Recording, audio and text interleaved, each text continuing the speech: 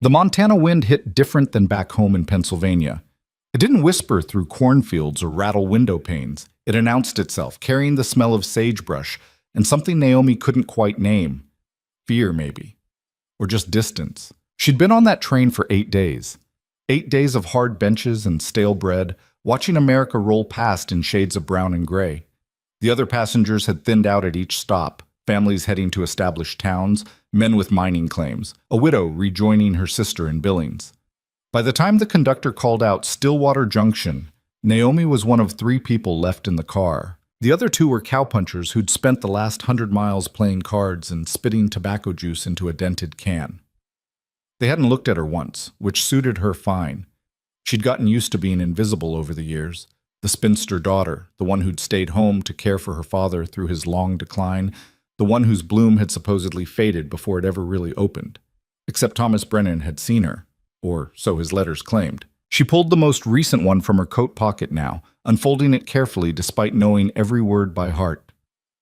"My dearest Naomi," it began, in that confident script she'd traced with her fingertips 100 times. "The days grow longer as I await your arrival. I have prepared a home for us, nothing fancy but honest and sturdy, like the life we'll build together.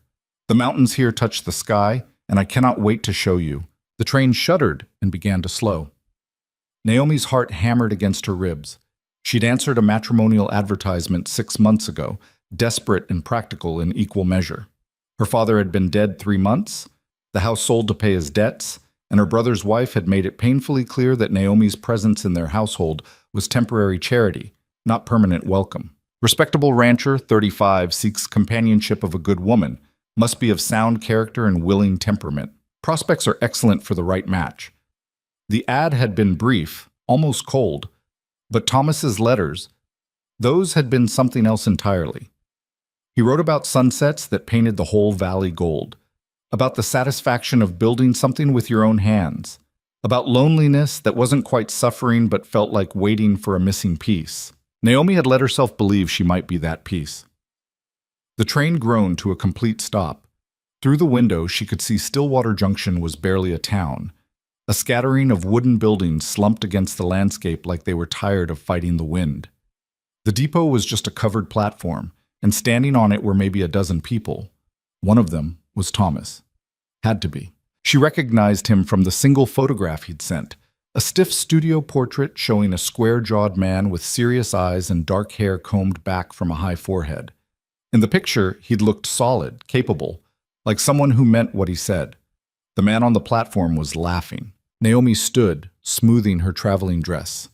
It was the best thing she owned, dark blue wool, carefully mended at the cuffs, with buttons she'd replaced herself just before leaving. She told herself she was being practical, not vain. First impressions mattered, even in Montana.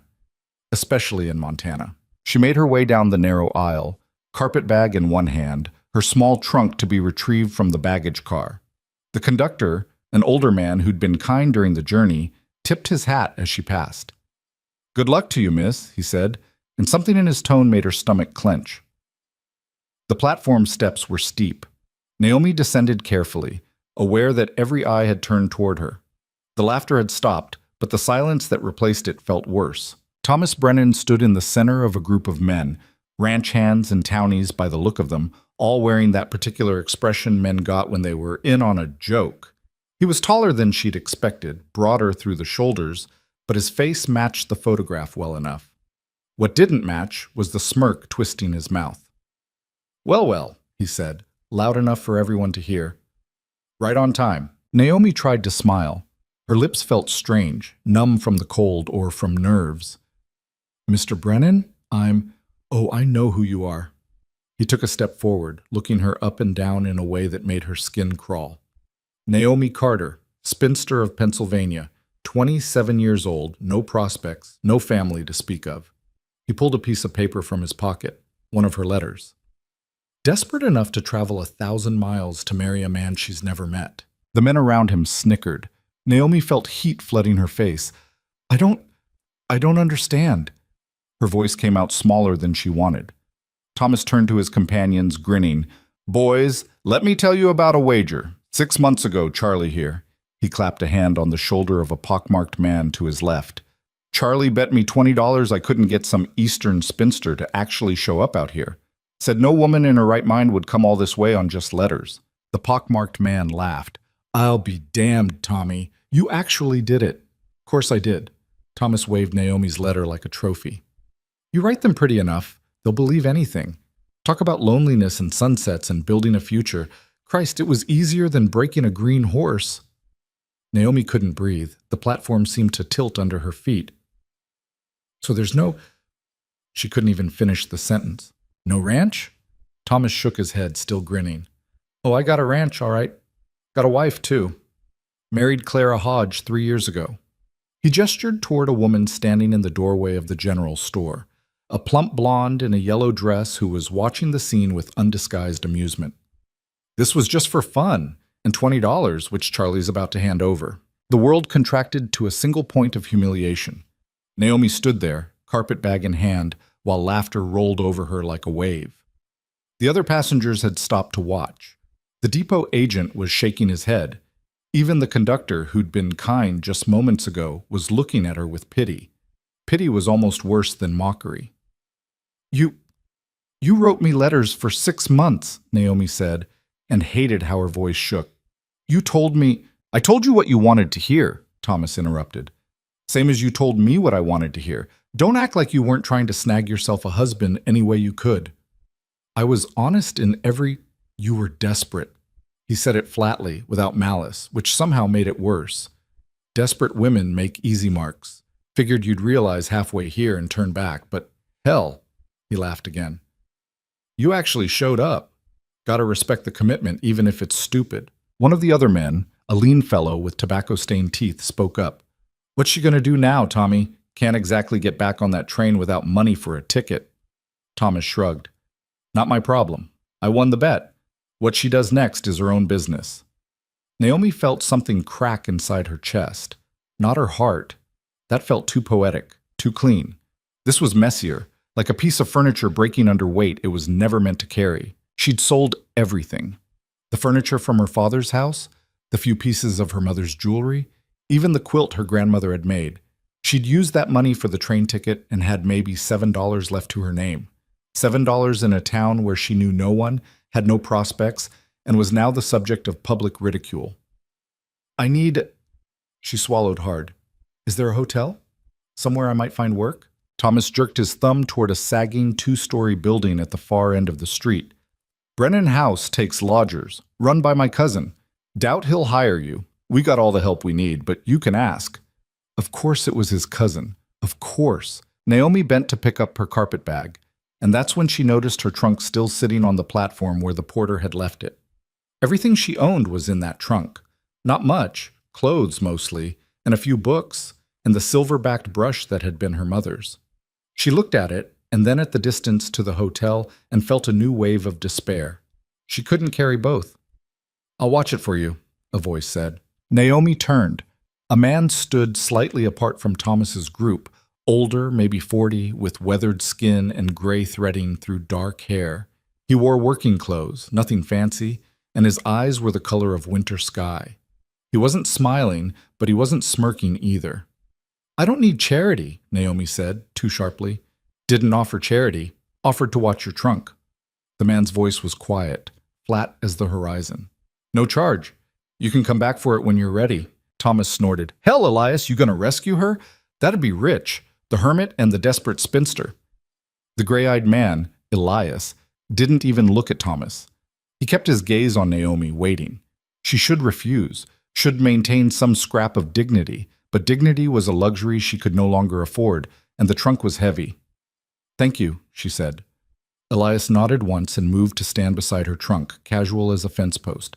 The message was clear. He'd keep his word. Naomi picked up her carpetbag and started walking toward the hotel.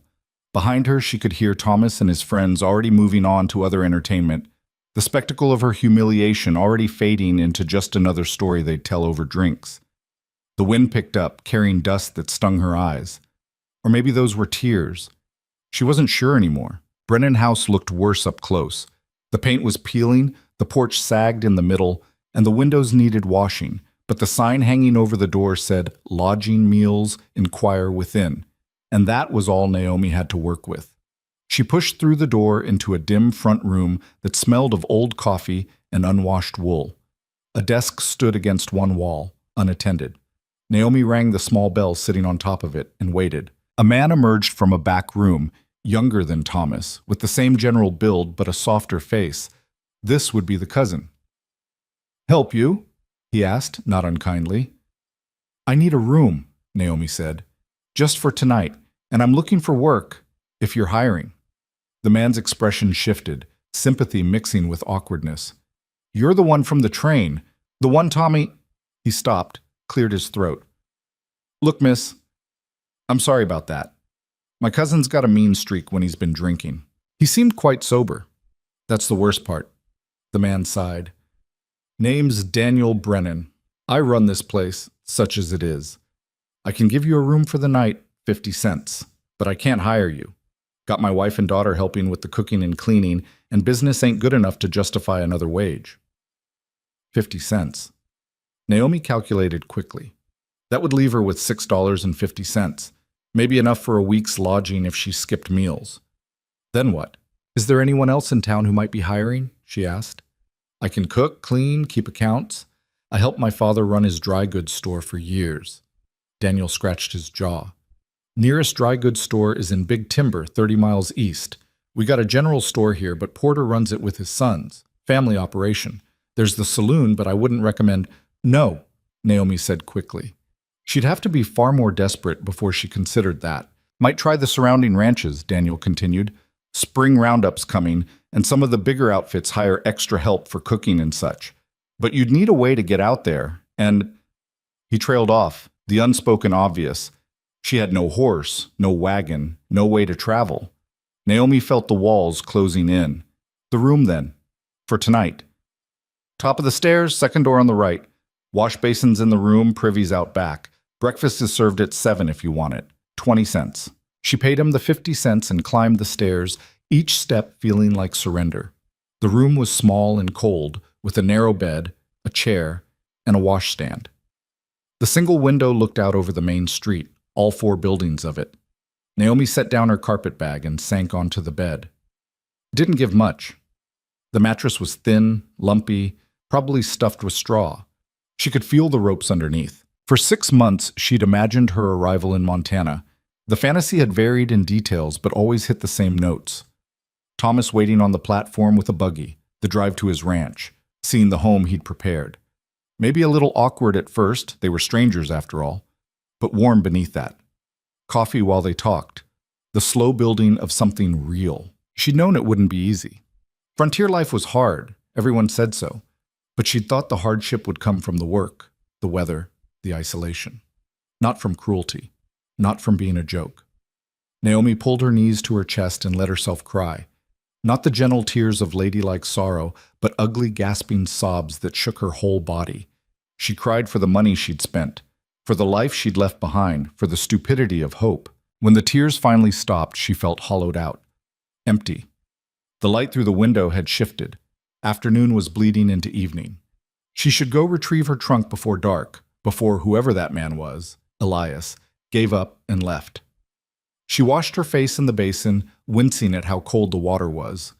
Her reflection in the small mirror looked haggard, red eyes, blotchy skin, hair coming loose from its pins.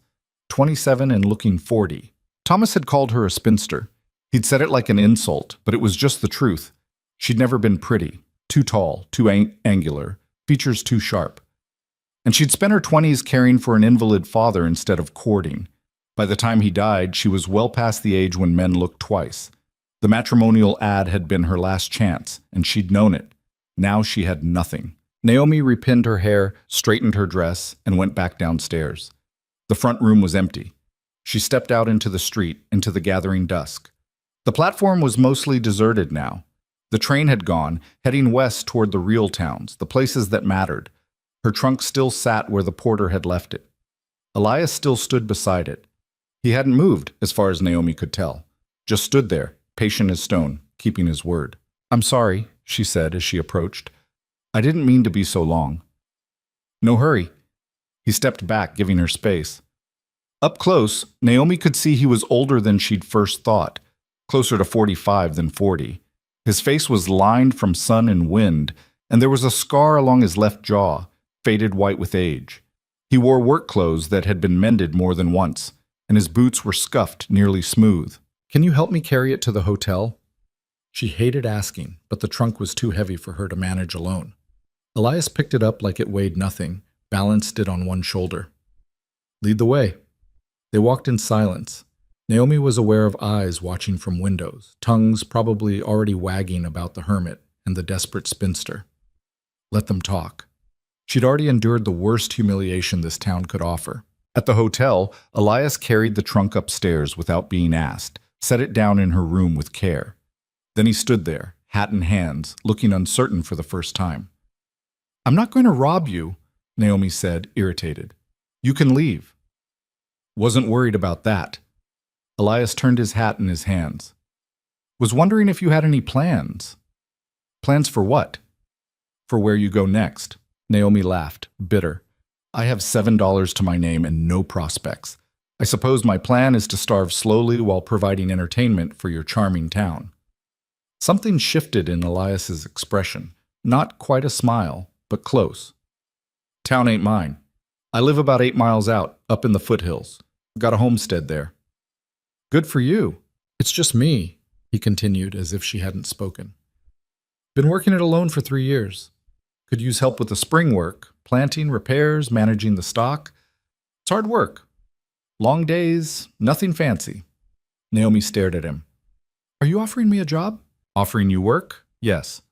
Room and board included. Separate sleeping quarters. I got a bunkhouse that's sound, just needs airing out. Fair warning, I'm not much for conversation, and the place is isolated.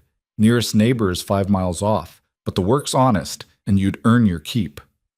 It was too much like Thomas's offer, too similar to the trap she'd just fallen into. "Why?" Naomi asked flatly. "Why would you help me?" Elias considered the question seriously. "Partly because I do need help. Ranch work's too much for one person. Partly because what happened to you today was wrong, and I don't hold with that kind of meanness." He paused. "Mostly because you looked like you needed an option that wasn't staying here or getting back on a train with no money." "And what do you get out of it?" She couldn't keep the suspicion from her voice. "Besides help with the work?" "Just that. Help with the work." He met her eyes steadily. "I'm not Thomas Brennan. I don't play games, and I don't make promises I can't keep. You want the job? It's yours. You don't? That's fine too. But you should know, spring's the hardest season on a ranch. If you can't handle it, better to say so now." Naomi thought about her $7, about the empty streets of Stillwater Junction, about the long miles back to Pennsylvania and the brother's wife who'd made it clear she wasn't welcome. "How long?" she asked. "Season runs through June. 3 months, give or take. After that, you can stay on if the work suits, or take your wages and head wherever you like." "What are the wages?" "Room, board, and $10 a month." He said it plainly, without apology. It was insultingly low. A male ranch hand would make 30, maybe 40. But Naomi wasn't a male ranch hand, and she had no leverage to negotiate. "When would I start?" "Tomorrow. If you're willing, I'll come by with the wagon at first light."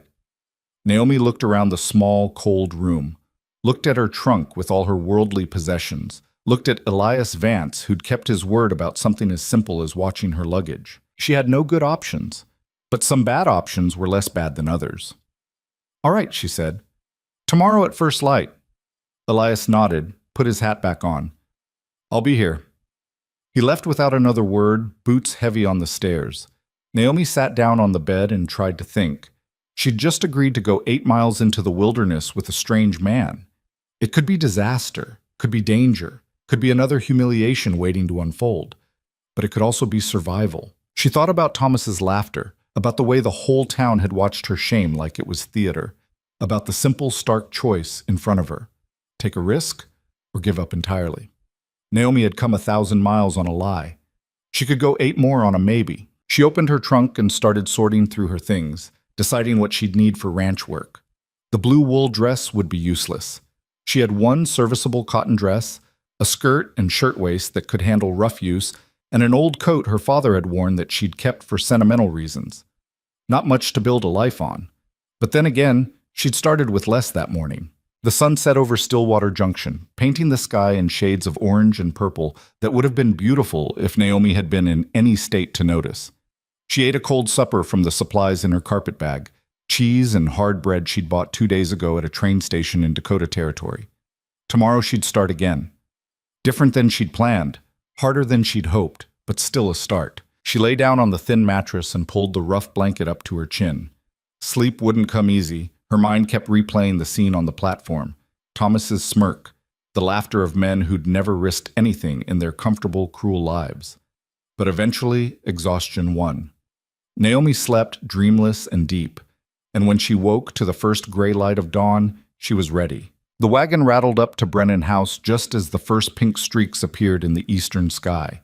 Naomi had been awake for an hour, sitting on the edge of her bed with her carpet bag packed and her trunk latched. She'd slept maybe 3 hours total, her mind churning through every possible disaster that might await her. When she heard the creak of wheels outside, she stood and looked out the window. Elias sat on the bench of a weathered farm wagon, 2 horses in the traces. He didn't call out or knock, just sat there, reins in hand, waiting.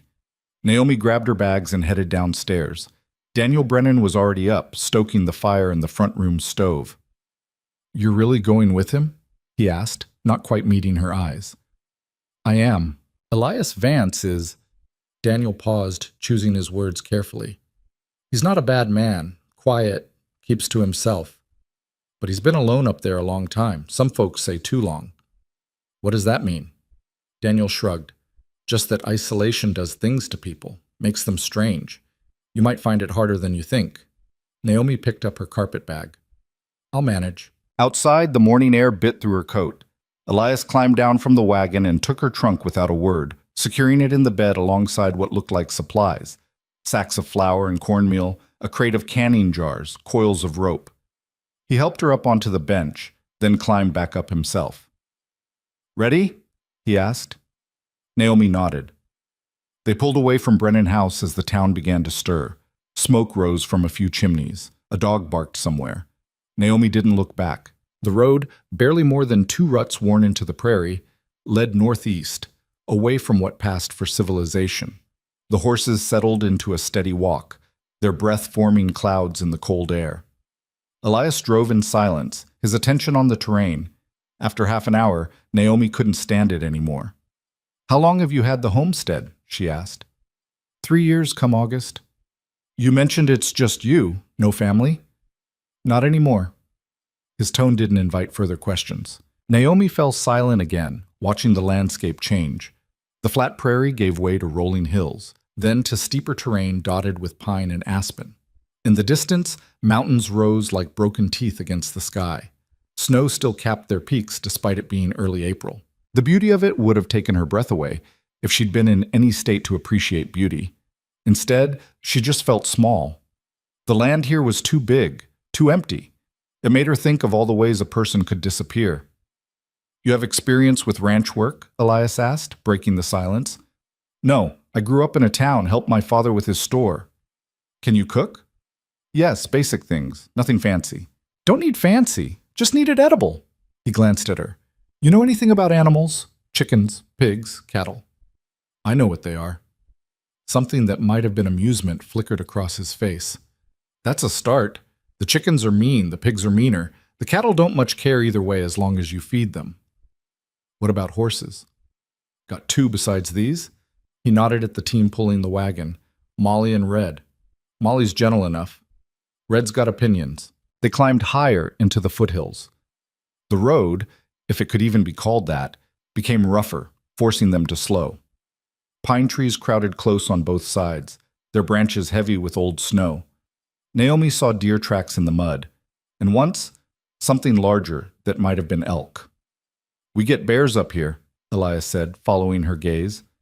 "Grizzlies, mostly. They come down from the high country in spring, looking for easy meals. Don't go wandering off alone, especially at dusk." "Noted." Naomi wrapped her coat tighter. The temperature had dropped as they climbed. "Mountain lions, too. They're sneakier, less likely to bother you if you're near the house, but keep your eyes open in the timber." This was a mistake. The thought came unbidden, insistent. She'd traded one disaster for another. At least in Stillwater Junction, the dangers were human-sized. Out here, she could be eaten. The wagon crested a rise, and Elias pulled the horses to a stop. "There," he said, pointing. Below them, tucked into a narrow valley, sat a cluster of buildings. The main house was small, one-story, log construction with a stone chimney. Beside it stood a barn in slightly better repair, and beyond that a structure that might have been the bunkhouse Elias had mentioned. A split-rail fence enclosed a pasture where a few cattle grazed, looking scraggly and underfed. Everything had the worn, tired look of a place hanging on by its fingernails. Naomi's heart sank. "It needs work," Elias said, reading her expression. "That's why I need help." They descended into the valley. Up close, the homestead looked even worse. The house's roof sagged in one corner, and several window shutters hung crooked. The barn door didn't quite close properly. The bunkhouse was missing half its shingles. Elias brought the wagon to a stop near the house and climbed down. "I'll show you around. Won't take long." That was an understatement. The tour consisted of house, barn, bunkhouse, chicken coop, root cellar, and privy. The whole operation could fit inside a city block with room to spare. The house was marginally better inside than out. One main room served as kitchen and living area, with a fireplace at one end and a cast-iron stove at the other. A door led to what Elias called his room. Naomi didn't look inside. The furniture was rough-hewn and minimal: a table, 2 chairs, a bench, some shelves. Everything was clean but sparse, like a place where someone existed rather than lived. "I usually eat here," Elias said, gesturing at the table. "You're welcome to the same, or you can cook for yourself in the bunkhouse if you prefer. There's a stove out there, but it needs some work." The bunkhouse was worse than Naomi had imagined. A long, narrow building divided into 4 sections, each with a bunk and not much else. The windows were grimy, the floor was dirt, and mouse droppings littered every corner. It smelled of mildew and neglect. "Told you it needed airing out," Elias said. Naomi stood in the doorway, trying not to let her dismay show. "Which bunk is mine?" "Whichever you want. They're all the same." She chose the one farthest from the door, mainly because it had the least mouse evidence. Her trunk looked ridiculous in the empty space. Too refined. Too much a reminder of the life she'd thought she was coming to. "I'll let you get settled," Elias said. "Come up to the house when you're ready. We'll go over the work." After he left, Naomi sat on the bunk and looked around her new home. The mattress was thin, the blanket was wool and scratchy, and the whole place felt like a tomb. Through the small window, she could see the mountains looming in the distance. She'd made a terrible mistake, but she'd made it, and there was no going back. Not with $7, now $6.50 after breakfast that morning, to her name. Not with 1,000 miles between her and anything familiar. Naomi unpacked her trunk methodically. Dresses hung on nails driven into the wall. Undergarments went in a crate she found in the corner. Books, she'd brought 4, stacked beside the bunk. Her mother's silver brush sat on top of them, gleaming incongruously in the dim light. When everything was as organized as it could be in such a space, she washed her face and hands in the basin Elias had filled, then headed to the main house. He was waiting at the table with 2 cups of coffee and what looked like a list. "Sit," he said. Naomi sat. The coffee was strong enough to strip paint, but it was hot, and she was grateful. Elias pushed the list toward her. His handwriting was neat, almost careful. "This is what needs doing before planting. Some of it we'll do together. Some you can handle alone once you know how." Naomi scanned the list. Repair fence in south pasture. Clear irrigation ditches. Mend barn roof. Plant kitchen garden. Check cattle for injuries and disease. Shear sheep. She hadn't seen any sheep. Process wool. Repair bunkhouse roof. Clean chicken coop. Slaughter pig for spring meat. The list went on. This is... She looked up. "This is months of work. That's why I said spring's the hardest season." Elias took a sip of his coffee. "We'll start with the essentials. Fence first. Can't have the cattle wandering off. Then the irrigation, because if we don't get water to the fields, nothing grows. The rest will fit in as we can. I don't know how to do any of this." "I'll teach you." He said it simply, like it was obvious. "You know how to use your hands?" "Yes." "Then you can learn the rest." They started that same morning. Elias loaded tools into the wagon: post hole digger, hammer, wire cutters, a bag of nails, and they drove to the south pasture. The fence there was in terrible shape, with entire sections collapsed and wire hanging loose like broken spider webs. Previous owner let it go, Elias explained, climbing down. Didn't have the money or the energy to maintain it. By the time I bought the place, half the infrastructure was shot. Why buy it then? He looked at her, and for the first time she saw something like emotion in his face. Because it was mine. Nobody else's. Just mine. They worked in silence after that. Elias showed her how to dig a post hole, harder than it looked, especially in the rocky soil, how to set a post straight and tamp the earth around it, how to string wire tight enough to keep cattle in, but not so tight it would snap in winter cold. The work was brutal. Within an hour, Naomi's hands were blistered. Within 2, her back was screaming. She'd thought she knew what hard work felt like. She'd scrubbed floors, hauled water, worked her father's store from dawn to dusk. But this was different. This was her whole body protesting, muscles she didn't know she had burning with each movement. Elias didn't slow down, didn't offer rest or sympathy. He just kept working, steady as a machine, and expected her to keep pace. By midday, they'd repaired maybe 20 feet of fence.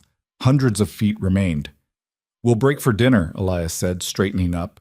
His shirt was soaked with sweat despite the cold.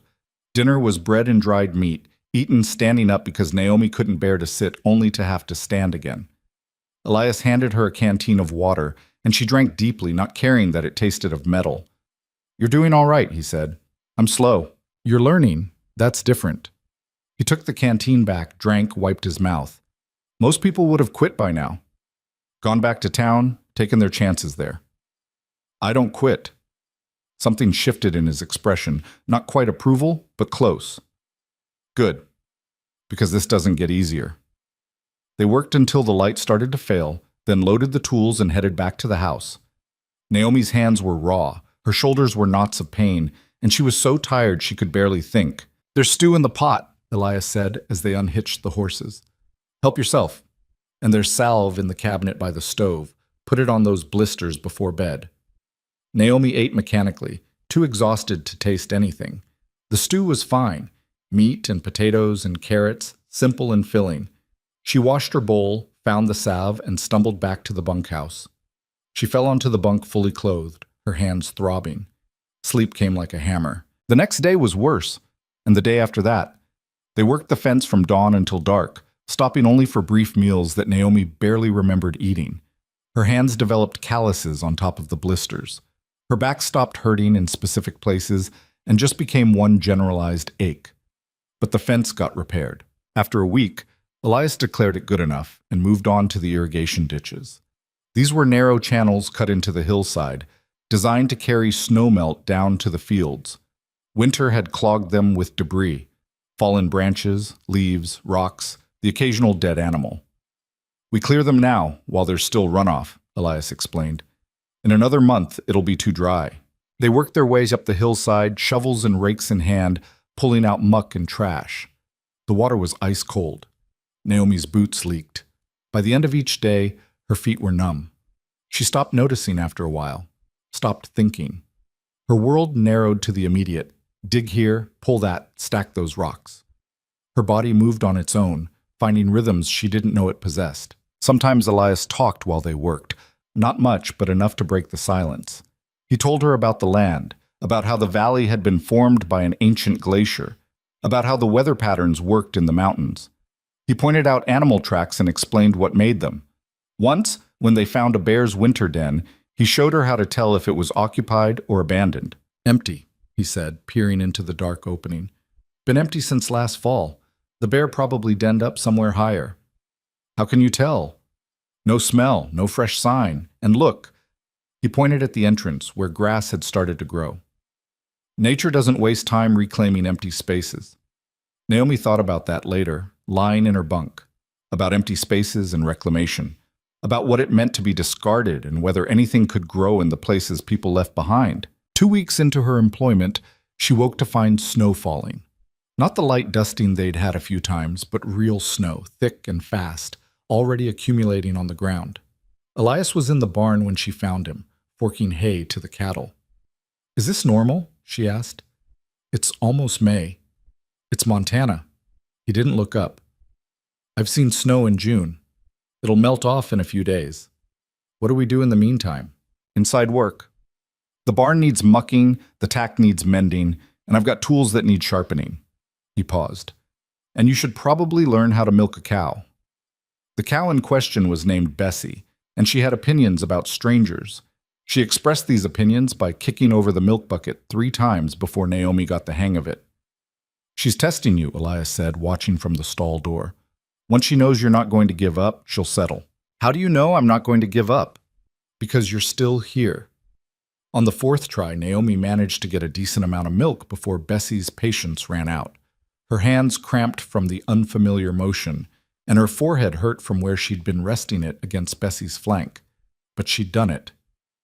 Better, Elias said. Tomorrow, you'll be faster. The snow kept falling. They worked inside, mending, cleaning, organizing. The barn was warmer than the bunkhouse, and Naomi found herself lingering there, finding excuses to stay near the animals and the work. On the 2nd day of snow, Elias brought out a whetstone and showed her how to sharpen tools. It was finicky work, requiring patience and a feel for the right angle. Naomi ruined the edge on a hoe blade before she got the hang of it. It's all right, Elias said. Metal can be reground. That's the thing about tools. They can take a beating and still be useful, long as you maintain them. Is that a metaphor? He looked surprised, then almost smiled. Maybe. That night, the snow stopped. The next morning dawned clear and cold. The world transformed into something white and pristine. It hurt to look at. They dug out paths to the barn, the chicken coop, the privy. The snow was heavy, wet, already starting to melt where the sun hit it. By afternoon, water was running everywhere, turning the ground into soup. This is why we cleared the ditches, Elias said, watching the water flow down the channels they'd excavated. All this runoff needs somewhere to go, or it just turns everything into a swamp. The garden couldn't wait any longer. Snow or no snow, if they didn't get seeds in the ground soon, there wouldn't be vegetables come summer. They spent 3 days preparing the plot, turning soil that was half mud, half ice, mixing in manure from the barn, marking out rows with stakes and string. Naomi's hands, just starting to heal from the fence work, cracked open again. But she kept working. Elias showed her how to plant each type of seed. How deep, how far apart, how much water. Potatoes, carrots, beans, squash, onions. The list went on.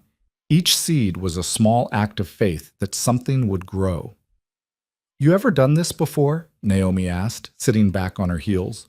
Her knees were soaked, her back was protesting, but there was something satisfying about the neat rows stretching out before her. My mother had a garden, Elias said. Back in Missouri. She made all of us kids help with it. Hated it at the time. Now I'm grateful. It was the most personal thing he'd shared. Naomi waited, hoping he'd say more, but he just returned to planting. That evening, exhausted and filthy, Naomi heated water on the bunkhouse stove and did her best to wash. The cold was brutal, the water barely warm enough to matter, but she couldn't stand another day of accumulated dirt. As she dried off, shivering, she caught sight of herself in the small mirror she'd propped on a shelf. She barely recognized her reflection. Her face was thinner, tanned from the sun and wind. Her hands were rough, nails broken and dirty despite scrubbing. But there was something else too, something in her eyes that hadn't been there before. She looked like someone who could survive. The next few weeks blurred together. They moved from task to task, crisis to crisis. A section of the barn roof gave way during a rainstorm, and they spent 2 days patching it with whatever materials they could scavenge. 3 of the chickens got into a fight and had to be separated, one so badly injured that Elias had to put it down. Naomi watched him do it, a quick twist of the neck, efficient and final, and felt nothing. Just another necessary thing. In late May, one of the cattle went missing. They spent a day searching, following tracks up into the timber. Elias brought his rifle, and Naomi understood without being told. Predators. They found the steer in a ravine, dead but not eaten. Broken leg, probably from a fall. Damn, Elias said quietly. That's $100 I don't have. They couldn't leave the carcass. It would draw bears. So they spent the rest of the day butchering it where it lay, salvaging what meat they could carry. It was grim work, bloody and exhausting. Naomi's stomach turned more than once, but she kept at it. You're tougher than you look, Elias said as they packed the meat and salt for the trip back. I didn't have a choice about getting tough. We always have a choice. You could have stayed soft. Some people do. They just break instead of bending. Naomi thought about Thomas Brennan, about the men who'd laughed at her humiliation. I'm not interested in breaking. I noticed. They hauled the meat back to the homestead and spent the next 2 days processing it, cutting, salting, hanging it in the smokehouse. Naomi's arms ached from the work, and the smell of blood seemed to have soaked into her skin, but the smokehouse was full. That was worth something. June arrived with heat that felt wrong after so much cold. The garden sprouted, fragile green shoots pushing through the dark soil. The cattle grazed contentedly in pastures that had finally turned green. The days stretched longer, light lingering until nearly 9 o'clock. Naomi fell into a routine without quite noticing. Wake before dawn. Milk Bessie. Feed the chickens. Help Elias with whatever was most urgent that day. Eat. Work until dark. Collapse. Repeat. Her body changed. Muscles developed where there had been none. Her hands became capable of things she'd never imagined, splitting wood, mending harness, holding a struggling sheep still while Elias sheared it. Her mind changed too. The constant hum of anxiety that had followed her from Pennsylvania began to quiet. Not because life was easier, it wasn't, but because there was no room for it. Anxiety required energy she needed for actual survival. She and Elias developed a rhythm. He was a man of few words, but the words he spoke mattered. He didn't waste breath on pleasantries or small talk. If he told her something, it was because she needed to know it. And slowly, carefully, she began to trust him. It wasn't dramatic. There was no single moment of decision. It was just that day after day, he did exactly what he said he would do. No lies, no tricks, no cruelty hiding behind false kindness. He was exactly who he appeared to be. One evening in mid-June, they sat on the porch of the main house, watching the sun set behind the mountains. The day's work was done. Dinner, rabbit stew that Naomi had made, getting better at cooking over an open fire, sat warm in their bellies. 3 months, Elias said. Naomi looked at him. What? You've been here 3 months. That was the agreement. Stay through the season, then decide if you want to keep on or move on. She'd forgotten. Or maybe not forgotten exactly, but stopped thinking about it. The future had become something vague and distant, unimportant compared to the immediate concerns of keeping the homestead running. I haven't paid you yet, Elias continued. $30 by my count. I can get it to you by week's end. $30. It seemed like both a fortune and nothing at all. Enough to get her to another town, maybe. Enough to start over somewhere else. Not enough to truly change her circumstances. You want me to leave? Naomi asked. Didn't say that. Just said the agreement was 3 months. You've more than held up your end. If you want to collect your wages and go, that's your right. The sun was sinking lower, painting the valley in shades of amber and rose. From this vantage point, Naomi could see everything they'd accomplished. The repaired fences, the green fields, the garden rows thick with growing vegetables. The barn roof no longer sagged. The bunkhouse had all its shingles. Where would I go? She asked. Elias didn't answer immediately. When he did, his voice was careful. There's towns north of here, bigger than Stillwater. You could find work, maybe, find a different situation. A different situation. Naomi almost laughed. You mean find another ad in a newspaper, try again with another stranger? I didn't mean... I know what you meant. She wasn't angry, just tired. You're giving me an out, being decent about it, but I don't want an out. He looked at her then, really looked, and Naomi met his gaze without flinching. The work here is hard, Elias said. It doesn't get easier. Winter's worse than you can imagine. We'll be snowed in for months, just the two of us and whatever supplies we can lay by. No neighbors, no town, nothing but work and cold and making do. I know. You don't, though. You've only seen the easy part. Naomi laughed, sharp and genuine. If this is the easy part, I'm terrified to see the hard part. But I'm not leaving. Why not? It was a fair question. Naomi considered it seriously. Because for the first time in my life, I'm not useless. I'm not the spinster daughter taking up space. I'm not the burden nobody wants. Here, I work, and the work matters. When I fix something, it stays fixed. When I plant something, it grows. That means something. Elias nodded slowly. All right then. If you're staying, we should discuss terms. I can go to $10 a month still, or, he paused, working something out in his head.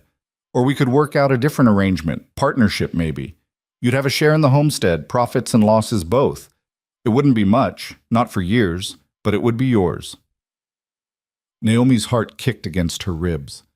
Why would you do that? Because this place needs 2 people to run it proper. I've been limping by alone, but that's all it is, limping. With 2 of us, we could actually build something, and you've earned it. The work you've done these 3 months is worth more than $30. I don't know anything about being a partner in a ranch. Neither do I. We'll figure it out as we go. It was insane. A partnership with a man she'd known for 3 months, on a hardscrabble homestead in the middle of nowhere with winter coming and no guarantee of success. But it was also real, solid, honest. All right, Naomi said. Partnership. They shook on it there on the porch as the last light faded from the sky. Elias's hand was calloused and warm, his grip firm. We should probably draw up papers, he said. Make it legal. I'll ride into town next week, find someone who can do it proper. Elias? Yeah? Thank you. For this. For all of it. He looked uncomfortable with the gratitude. You did the work. I just gave you the chance.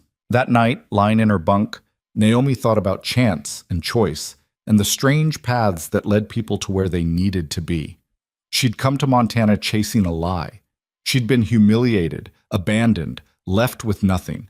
And somehow, against all odds, she'd found something real. The next morning, they got back to work. Summer was coming, which meant haying season, which meant 14-hour days in the blazing sun. But Naomi didn't mind. She was building something now, not just surviving, but building. And that made all the difference. Summer hit the valley like a fist, the kind of heat that shimmered up from the ground in waves, making distances impossible to judge and turning every task into an endurance test. Naomi learned to work in the early mornings and late evenings, retreating to shade during the brutal midday hours when even the cattle stood motionless under the trees. The hay came in thick that year. She and Elias spent 2 weeks cutting, raking, and stacking it in the barn loft. The work was repetitive, mind-numbing, and absolutely crucial. No hay meant no winter feed, which meant no cattle, which meant no income. Everything depended on getting it right. Naomi's arms ached from swinging the scythe. Her shoulders burned from pitching hay onto the wagon, but she kept pace with Elias, matching him load for load, and if he noticed the strain it cost her, he had the grace not to mention it. They worked mostly in silence, but it was a different kind of silence now. Comfortable. The kind between people who didn't need to fill every moment with noise. One afternoon, taking a water break in the shade of the barn, Elias asked, "You ever think about going back? To Pennsylvania?" Naomi wiped sweat from her face with her sleeve. "No, there's nothing there for me." "No friends? Nobody you miss?" "I had acquaintances. People who knew my father, but friends?" She shook her head. "My whole life there was narrow. Take care, Father. Mind the store.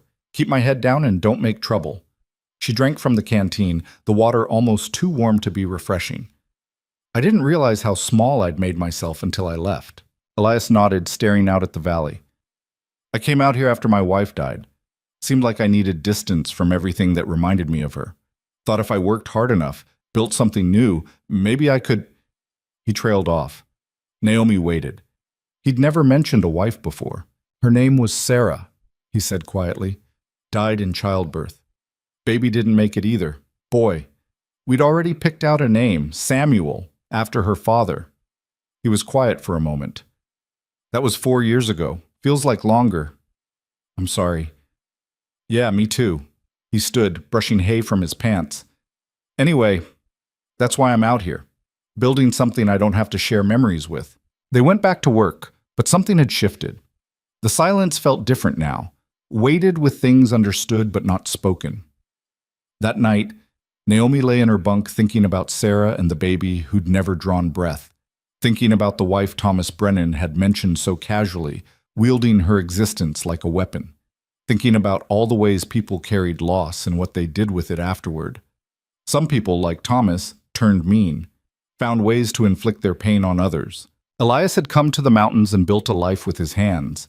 Naomi wasn't sure what she was building yet, but she was starting to think it might be something worth keeping. August brought thunderstorms that rolled through the valley with biblical fury. Lightning struck close enough to make the hair on Naomi's arms stand up. Rain came in sheets, turning the ground to mud and the creeks to roaring torrents. They lost part of the garden to flooding. The squash plants washed away overnight, leaving bare patches where green had been. "Can't control the weather," Elias said, surveying the damage. "Just have to adapt." They replanted when they could and reinforced the remaining beds with rocks to channel the water. It was frustrating work, undoing what they'd already done, but Naomi was learning that ranch life meant accepting setbacks without complaint. Nature didn't care about your plans. On a rare calm evening, Elias suggested they ride out to check on the cattle in the upper pasture. Naomi had gotten more comfortable on horseback over the summer. Not skilled, exactly, but competent enough to stay in the saddle. They took Molly and Red following a narrow trail that wound up through the timber. The upper pasture was actually a natural meadow, ringed by pines and fed by a spring that never ran dry. The cattle grazed contentedly, fat on good grass. Everything looked fine. "Sometimes I just like to see it," Elias said, dismounting. "Make sure it's all real."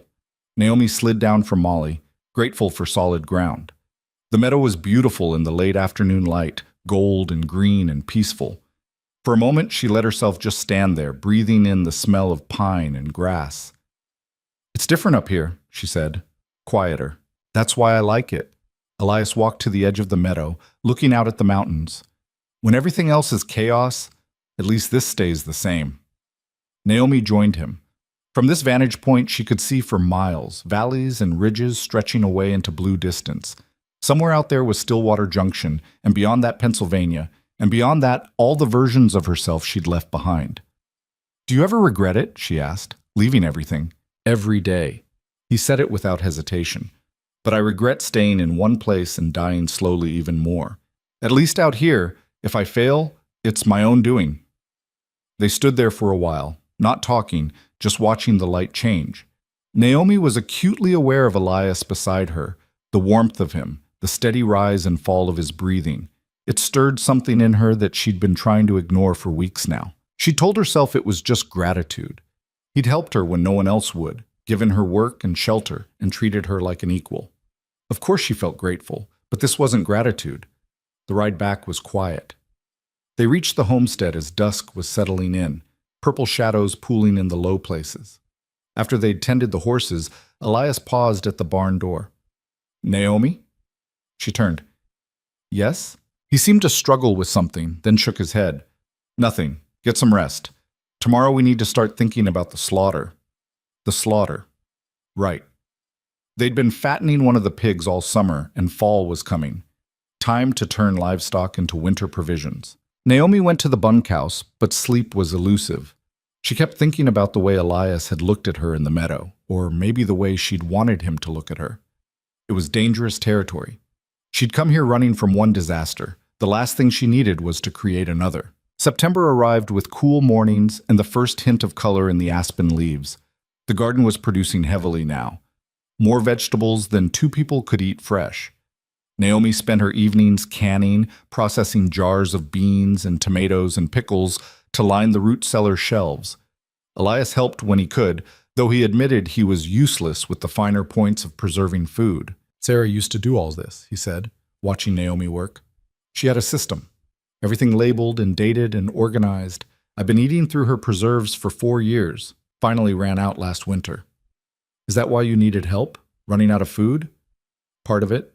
He leaned against the doorframe. "Mostly I just got tired of doing everything alone. Starts to feel pointless after a while. All that work for just one person." Naomi sealed another jar, the lid popping satisfyingly as it sealed. "Doesn't feel pointless now?" "No, now it feels like we're building something that'll last beyond next winter. That matters." The words hung in the air between them, heavier than they should be. Later that week, they rode into Stillwater Junction for supplies. It was Naomi's first time back since leaving, and she felt her stomach tighten as the town came into view. "You don't have to come in," Elias said, reading her tension. "I can handle the provisioning." "No, I'm not hiding." She climbed down from the wagon with her chin up and her shoulders back. Let them stare. Let them whisper. She'd earned her place in this valley through sweat and blood and work that would break most of them. The general store was busy. Porter, the owner, nodded at Elias and then did a double take when he saw Naomi. "Miss Carter, I barely recognized you." Naomi knew what he meant. She'd looked in a mirror recently, really looked. The soft, pale woman who'd stepped off the train was gone. In her place was someone leaner, harder, burned brown by the sun. Her hands were scarred and calloused. Her hair, once carefully pinned, was pulled back in a simple braid. She looked like she belonged here. "Mr. Porter," she said evenly, "we need flour, sugar, coffee, and salt. Also ammunition if you have any." While Porter gathered their order, other customers filtered in. Naomi recognized a few faces from that first awful day. They recognized her too, and their reactions ranged from surprise to something that might have been respect. Thomas Brennan's wife Clara was there, buying fabric. She looked Naomi up and down, then sniffed and turned away. "Heard you're working for Elias Vance," she said to no one in particular, loud enough for everyone to hear. "Living out there in the bunkhouse. Convenient arrangement." Naomi felt heat rise in her face, but Elias spoke before she could. "Mrs. Brennan." His voice was cold as January. "Miss Carter is my business partner. She's worked harder in 6 months than most men do in a year. I'd appreciate you keeping your speculation to yourself." Clara's face went red. "I'm sure I don't know what you mean." "I'm sure you do." Elias turned back to Porter. "That everything?" "Just about. Let me tally it up." The store had gone quiet. Clara gathered her purchases and swept out, her skirt swishing indignation. The other customers suddenly found their own business very interesting. Outside, loading the wagon, Naomi said, "You didn't have to do that." "Yes, I did. What she implied was—" "I know what she implied. I don't care." Naomi hefted a sack of flour into the wagon bed. "People like her will always find something to talk about. Let them." Elias studied her for a moment. "You've changed." "Is that bad?" "No, it's good. You're tougher now, harder to hurt." They finished loading in silence and headed back to the homestead. But Naomi couldn't stop thinking about what Clara had said. Living out there in the bunkhouse. Convenient arrangement. The insinuation was clear. Impropriety. A woman living alone with a man, no matter how separate their sleeping quarters, would always raise eyebrows. And if she was being honest with herself, Clara's speculation wasn't entirely unfounded. Naomi had been fighting her growing feelings for Elias for weeks now. The way her heart jumped when he smiled. The way she found excuses to work near him. The way she'd started to imagine what it might be like if their partnership became something more. But wanting something didn't make it wise. And Naomi had already gambled everything on wanting once before. October brought the first hard frost. They woke one morning to find the world transformed, every blade of grass etched in white. The garden plants that hadn't been harvested yet blackened and died. Winter was announcing its intentions. They worked frantically to finish preparations. The last of the vegetables came in and got processed. They slaughtered the pig, brutal work that left Naomi shaking but determined not to show it.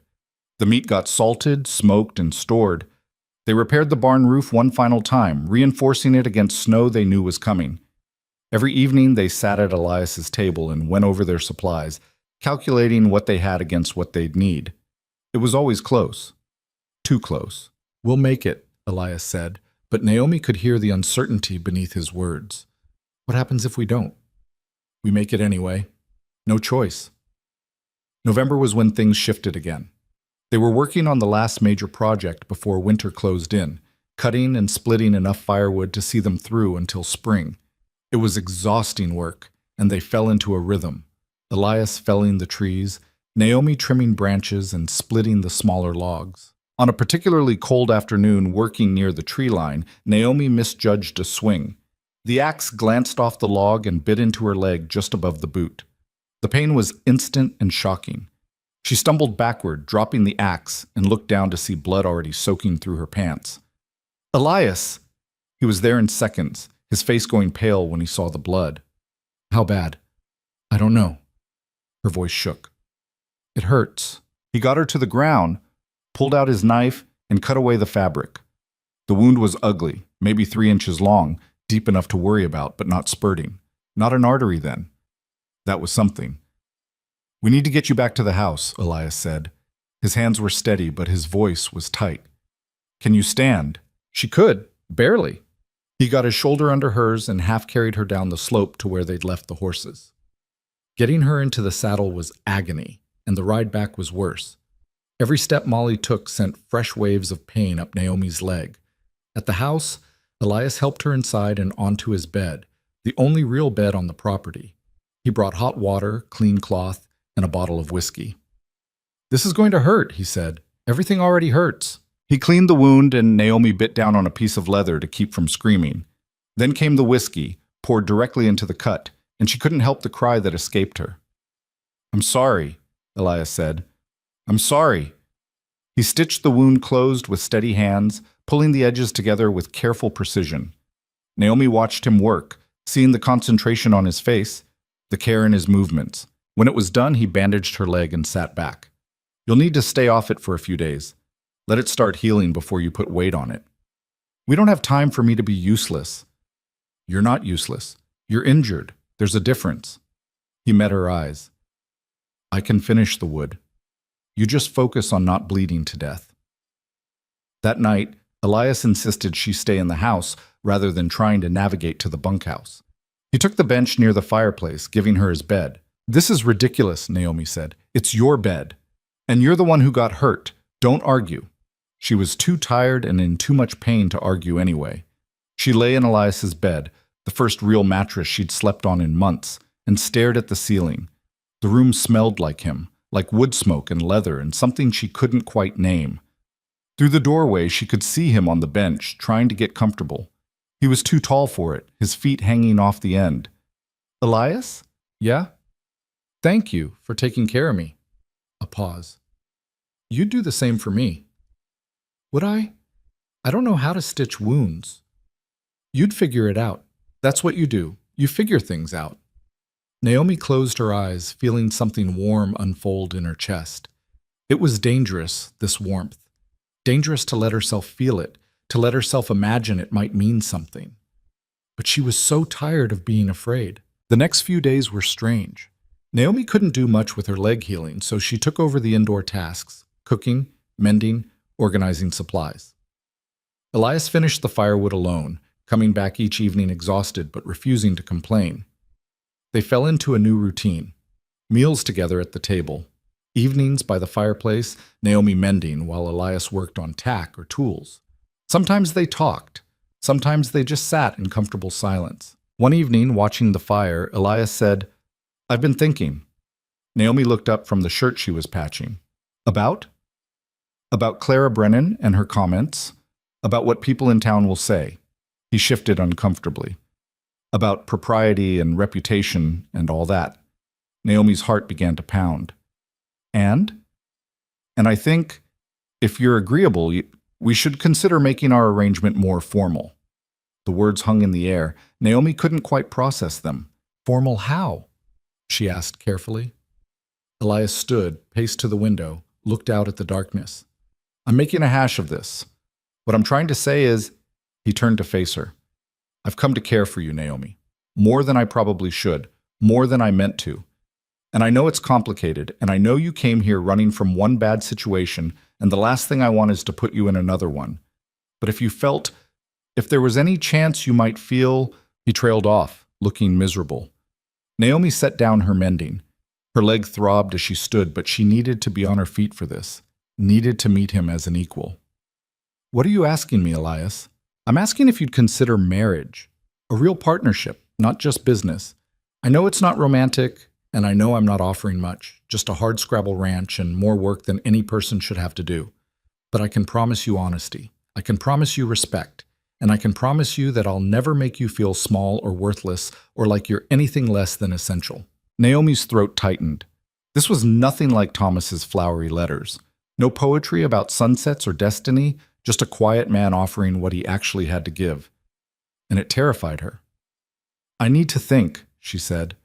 Something flickered across Elias's face, hurt, maybe, or disappointment, but he nodded. "Of course. Take all the time you need." He went outside, probably to check on the animals, giving her space. Naomi sank back onto the chair, her leg protesting. Marriage. To Elias. 6 months ago, she'd been desperate enough to travel 1,000 miles for the promise of exactly this. But that had been different.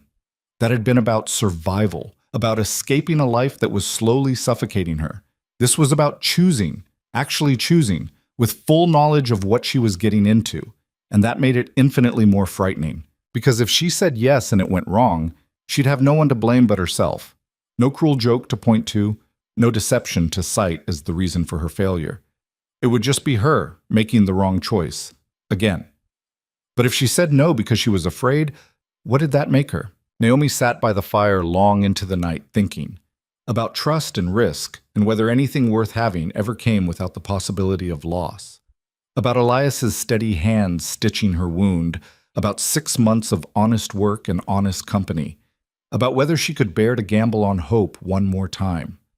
The next morning, she found him in the barn, forking hay to the cattle. "Yes," she said. He turned, and for a moment he just stared at her. "Yes? Yes, I'll marry you, if the offer still stands." Elias set down the pitchfork and crossed to where she stood. He didn't try to touch her, didn't sweep her into his arms like the novels she'd read as a girl. He just looked at her, his gray eyes serious. "The offer stands. Always will, far as I'm concerned."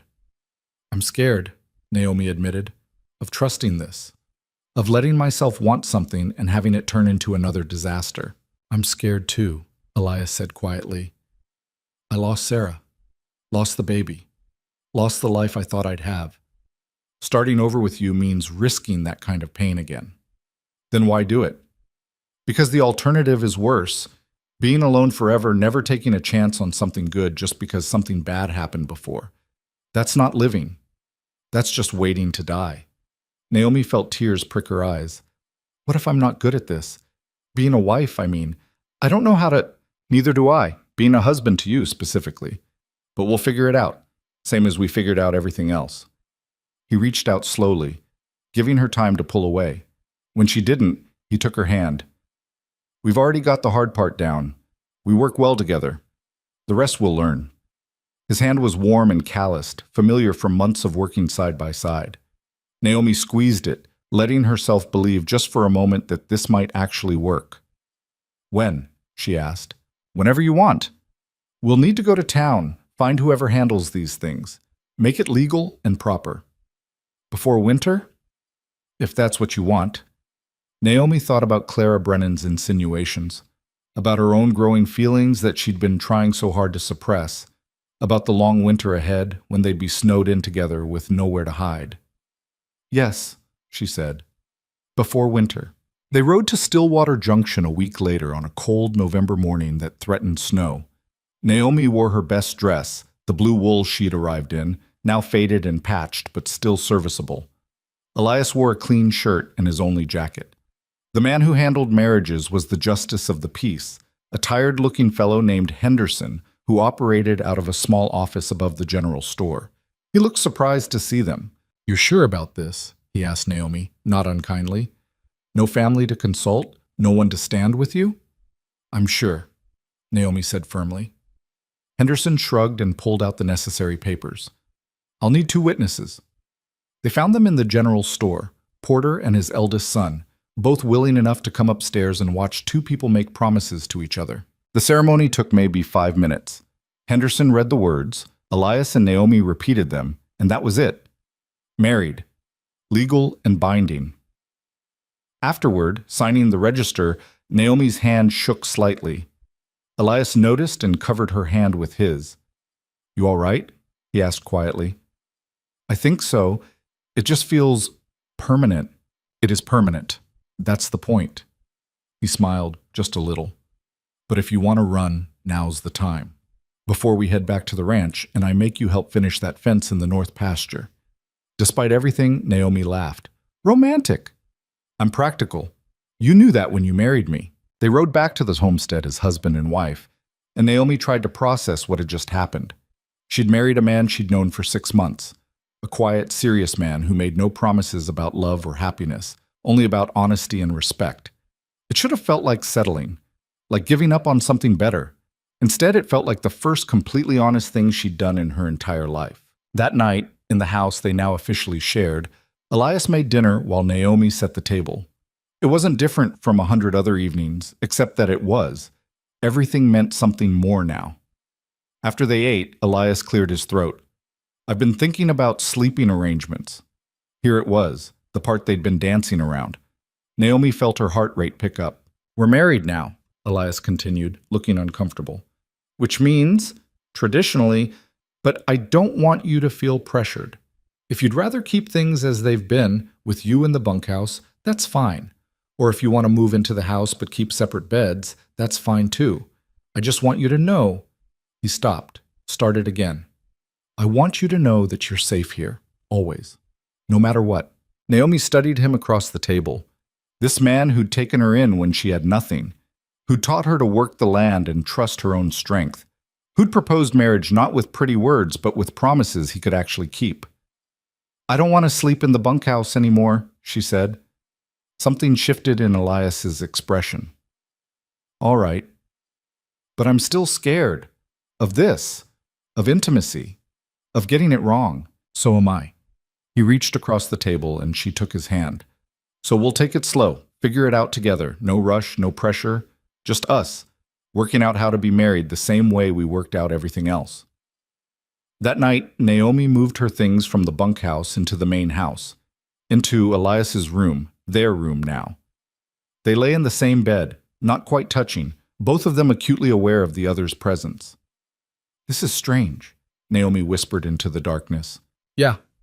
A pause. "Good strange or bad strange?" "I'm not sure yet." Elias's hand found hers in the dark, laced their fingers together. "We've got time to figure it out." And lying there, holding the hand of the man who was now her husband, Naomi let herself hope. Really hope, without the armor of cynicism or the safety of low expectations. It was the most terrifying thing she'd ever done.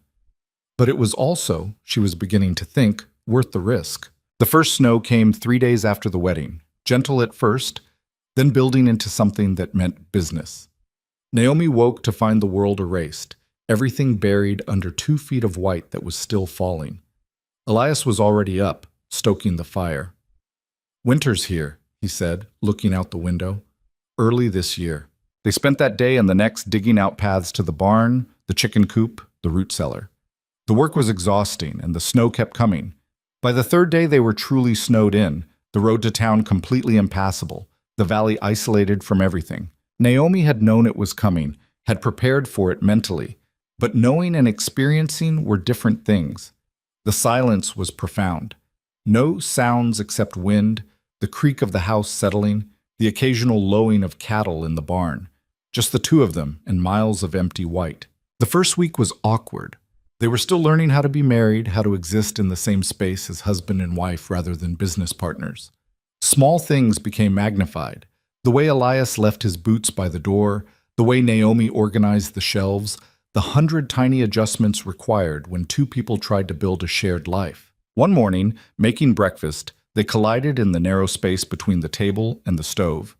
Elias reached for the coffee pot. At the same moment, Naomi turned with the pan, and they bumped into each other hard enough that she nearly dropped everything. "Sorry," he said, backing up. "No, I'm sorry. I should have. It's fine. We just need to..." He gestured vaguely.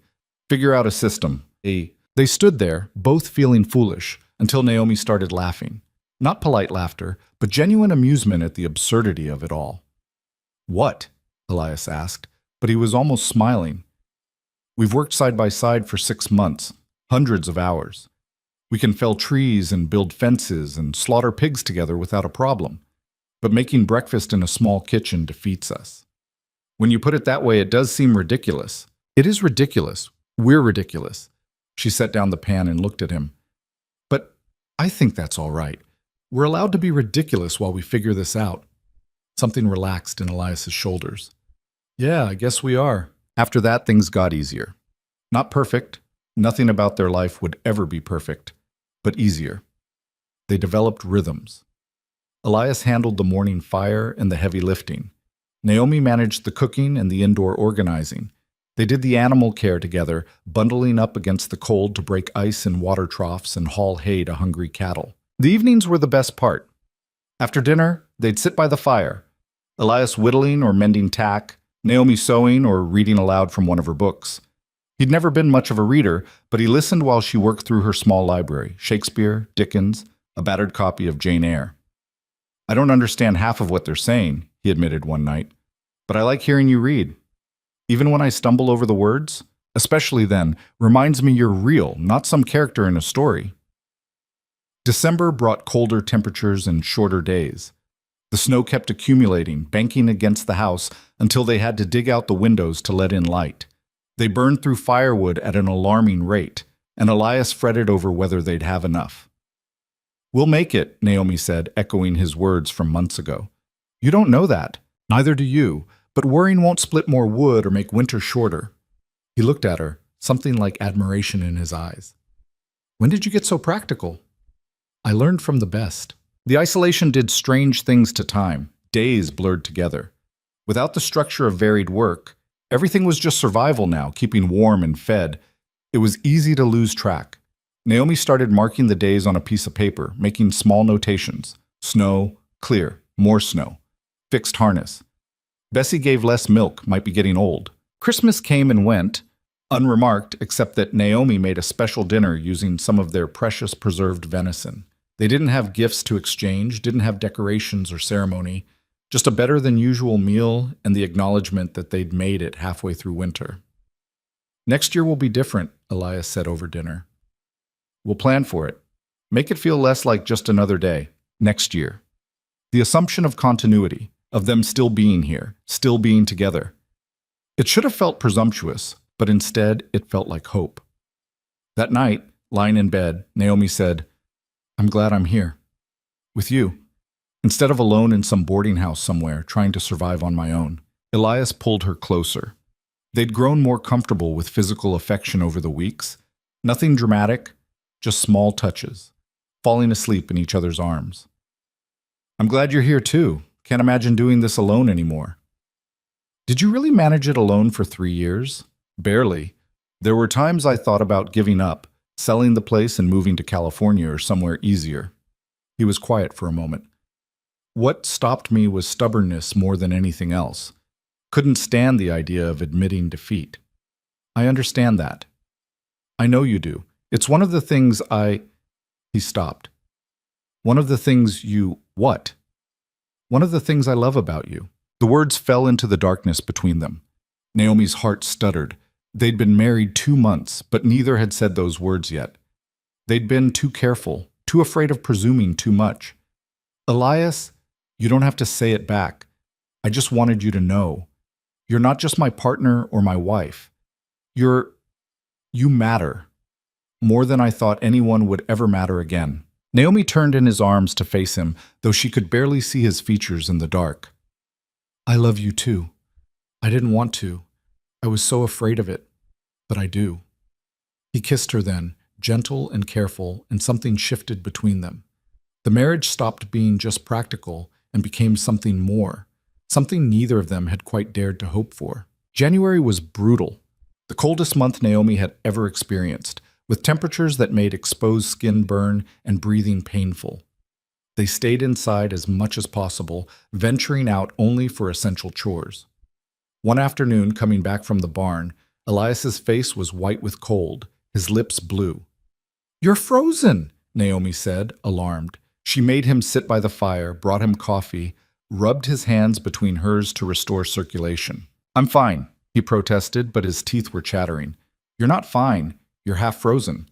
She kept rubbing his hands, watching color slowly return. "We need to be more careful. One of us dying of cold won't help anything." "Yes, ma'am." "I'm serious, Elias." "I know. You're right. Sometimes I forget I'm not alone anymore. Forget that someone would notice if I didn't come back." The words hit harder than he probably meant them to. Naomi thought about those 3 years he'd spent alone. Nobody to notice or care if he got hurt or sick or just gave up. "Well, someone would notice now, so don't make me have to come looking for your frozen corpse." Romantic. Practical. You taught me that? Despite the cold and the isolation, they found ways to make life bearable. Elias taught Naomi to play chess using a set he'd carved from wood years ago. She was terrible at it, but he was patient, showing her strategies and never getting frustrated when she made obviously bad moves. She taught him to bake bread, which he'd been doing poorly for years. Under her instruction, his loaves actually rose and didn't come out tasting like salted rocks. "This is edible," he said, surprised, holding up a slice. Don't sound so shocked. You just needed someone to explain the process properly. Sarah tried. I never got the hang of it. It was the first time he'd mentioned Sarah's name in weeks. Naomi waited to see if he'd say more. She'd like you, I think, Elias continued, staring at the bread. She'd be glad I'm not alone anymore. She worried about that. In those last hours, she kept saying she was sorry for leaving me. That must have been hard to hear. It was. Still is, thinking about it. He looked at Naomi. But it doesn't hurt the way it used to. Time helps. And having you here helps more than I can say. February brought a brief thaw, then more snow. Their supplies were holding, but just barely. The flour was running low, and they'd already started rationing coffee. We might need to slaughter another chicken, Elias said, counting what they had left. We need the eggs more than the meat. We need both.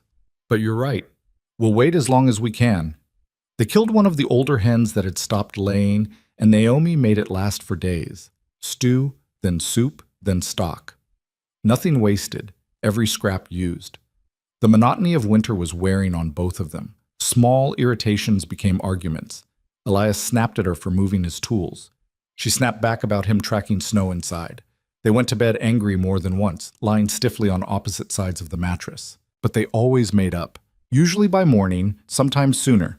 Elias would reach for her hand in the dark, or she'd apologize for overreacting, and they'd remember why they were doing this. We're not going to make it through every winter perfectly, Naomi said one night after a particularly stupid fight about firewood. We'll argue and get on each other's nerves. That's just what happens when you trap two people in a small house for months. I know, I just hate fighting with you. I hate it too. But it doesn't mean anything's wrong. It just means we're human. March arrived with winds that howled around the house and stripped away snow in uneven patches. The temperature rose slightly, enough to give hope that winter might eventually end. One morning, Naomi woke feeling strange, vaguely nauseous, more tired than usual. She chalked it up to the monotony of their diet, the staleness of being indoors for so long. But the nausea persisted, and when she missed her monthly courses, she knew. She waited a week to be sure, then another week trying to figure out how to tell Elias. They'd been careful, but not that careful, and she'd known this was a possibility. Still, the reality of it was overwhelming. Finally, one evening after dinner, she just said it. I'm pregnant. Elias had been drinking coffee. He set the cup down slowly. Are you sure? As sure as I can be without a doctor. All the signs are there. He stood up, walked to the window, stared out at the snow. Naomi's stomach clenched. Was he angry? Afraid? Regretting everything? When he turned back, there were tears on his face. I didn't think I'd get another chance at this. After losing Sarah and the baby, I thought... He wiped his eyes roughly. I'm scared, Naomi. I'm terrified of losing you the same way. She went to him, took his hands. I'm scared too. But we'll face it together, and I'm not Sarah. Different woman, different pregnancy. We can't borrow trouble from the past. I know, you're right. He pulled her close, held her tight. I can't lose you. I can't. You won't. I'm tougher than I look, remember? He laughed, shaky but genuine. Yeah, you are. They stood there for a long time, holding each other, processing this new reality. A baby. Coming sometime in the fall, by Naomi's calculations. We'll need supplies, Elias said, shifting into practical mode. Things for the baby, things for you. Medicine, in case of complications. We can't get to town until the snow melts. Then as soon as it does, we go. Stock up on everything we might need. The pregnancy changed things. Elias became almost obsessively protective, trying to stop Naomi from doing any heavy work. She had to remind him repeatedly that she was pregnant, not broken. Women have been having babies and working farms for thousands of years, she said, when he tried to take over all the barn chores. I can still feed the chickens. But what if you fall? What if I go crazy from being treated like an invalid? She softened her tone. I appreciate the concern, but I need to keep working. It's what keeps me sane. They compromised. She did the lighter tasks. He handled anything that required heavy lifting or exposed her to potential danger. It wasn't perfect, but it worked. The nausea was worst in the mornings. Naomi would wake feeling like the world was tilting, and the smell of coffee, which she'd always loved, became unbearable. Elias started making tea instead, something bland that didn't turn her stomach. "This is awful," she said one morning, sipping the weak brew. "I know, but it's better than you being sick." Is it, though?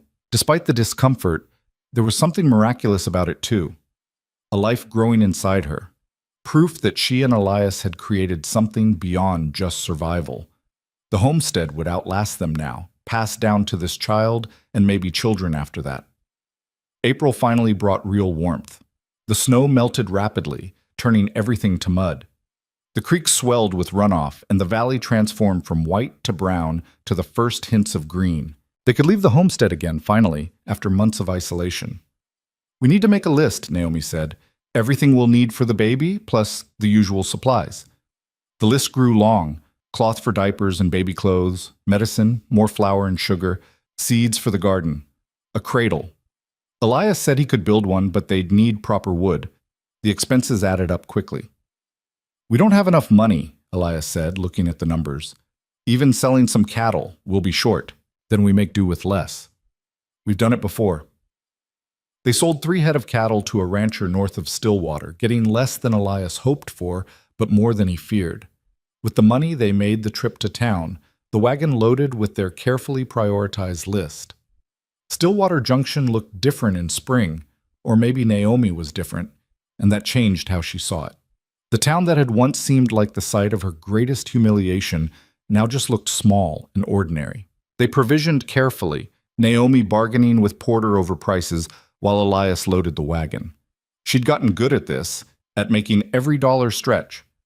Clara Brennan walked past while they were loading and stopped when she saw Naomi's growing belly. "Well," she said, her voice carrying, "that didn't take long." Naomi looked at her flatly. "Is there something you need, Mrs. Brennan, or are you just spreading charm wherever you go?" Clara's face reddened. "I'm sure I don't know what you mean." "I'm sure you do. Now, if you'll excuse us, we have work to do." She turned her back on Clara, dismissing her. Elias caught her eye and grinned. "That was satisfying to watch," he said quietly. "She's not worth the energy to be upset over." They finished loading and headed back to the homestead. The road was still muddy, making the trip slower than usual, but Naomi didn't mind. Being out in the world again, seeing the valley wake up from winter, felt like emerging from a cave. Back home, they unpacked and took stock. They'd spent almost all their money, but they had what they needed. Barely, but enough. "We'll make it work," Naomi said, organizing the supplies in the root cellar. "We always do." May brought the garden back to life.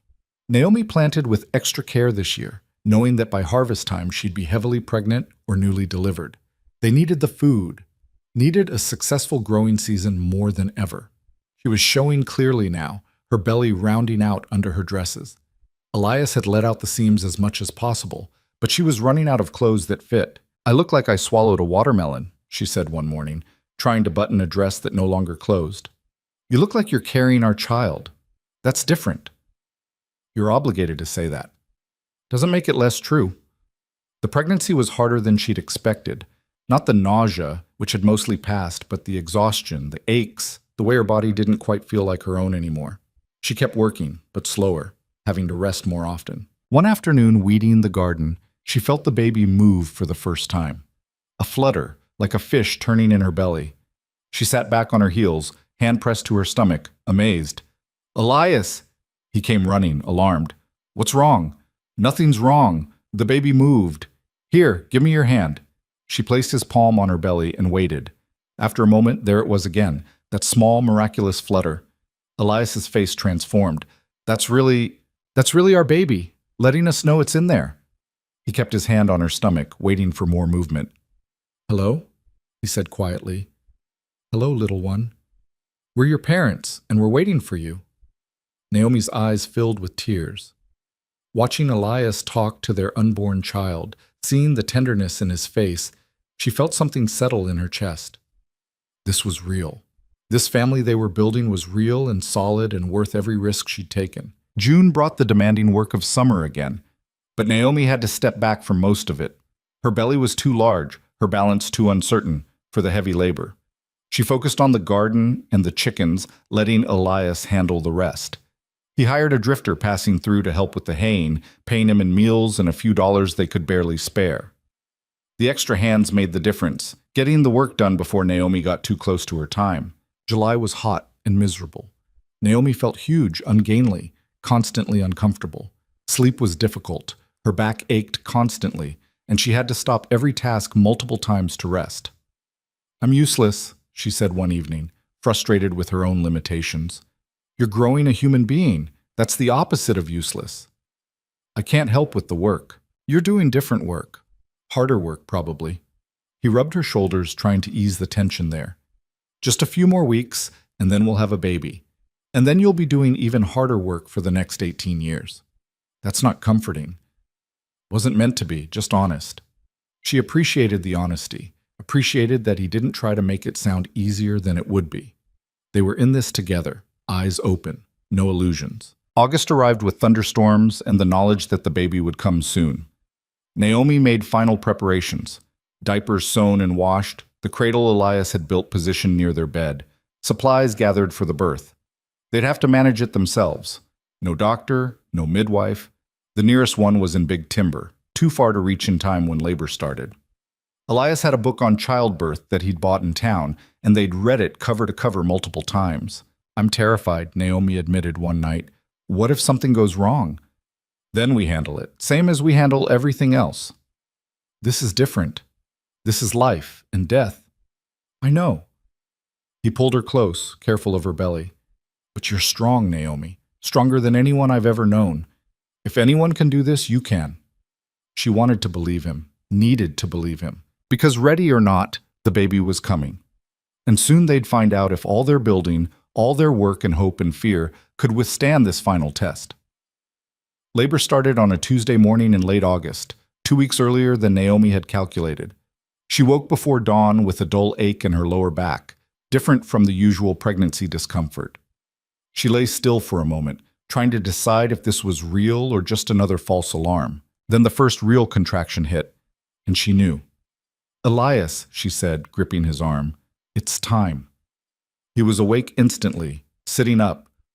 In the dim pre-dawn light, she could see fear flash across his face before he locked it down. "You're sure?" "I'm sure." He got out of bed, started moving with purpose. Lit the lamps, built up the fire, brought water to boil. They'd planned for this, rehearsed what needed to happen, but now that it was real, everything felt insufficient. The contractions came irregularly at first, 20 minutes apart, then 15, then 10. Naomi tried to keep moving, walking circles around the small house, because the book had said movement helped. But each wave of pain stopped her in her tracks, forcing her to lean against whatever was nearest and breathe through it. "How bad is it?" Elias asked, hovering nearby. "Bad enough," she managed a weak smile. "But not unbearable yet." Yet being the operative word. By midday, the contractions were 5 minutes apart and intense enough that Naomi couldn't talk through them. Elias had read the book 3 more times, trying to prepare himself for what came next. His hands shook as he arranged the supplies they'd gathered. Clean linens, boiled water, the knife they'd sterilized for cutting the cord. "What if I can't do this?" he said, more to himself than to her. "You can." Naomi gripped his hand as another contraction built. "You have to. There's no one else." The afternoon blurred into a haze of pain. Naomi had thought she understood what hard work felt like. Months of ranch labor had taught her about exhaustion and pushing her body past its limits. But this was different. This was her body doing something she had no control over, a force that wouldn't stop no matter how tired she got. Between contractions, she rested on the bed they'd prepared with extra linens. Elias wiped her face with a cool cloth, gave her water when she could drink it. "Tell me something," she said during a brief respite. "Distract me." "What do you want to hear?" "Anything. Just talk." So he talked. Told her about the first time he'd come to this valley, how empty and harsh it had seemed. Told her about building the house, one log at a time, not knowing if he'd make it through the first winter. Told her about the day she'd stepped off that train, how something in him had recognized something in her. That same stubborn refusal to quit even when quitting made sense. "I knew you'd make it," he said. "Even when you were standing there with your carpet bag, looking like the world had just ended. I knew you had it in you." "You couldn't have known that." "Maybe not, but I hoped. And hoping was enough to make me offer you work." The pain was getting worse. Naomi could feel her body changing, opening, preparing for what came next. She wanted to scream, wanted to beg for it to stop, but she clenched her teeth and endured. Evening came. The light through the window shifted from gold to orange to purple. Elias lit more lamps, creating a warm glow that would have been peaceful under any other circumstances. "I need to check," he said, his voice uncertain. "The book says I need to see how far along you are." Naomi nodded, beyond modesty or embarrassment. He checked, and when he looked up, his face was pale. "I can see the baby's head.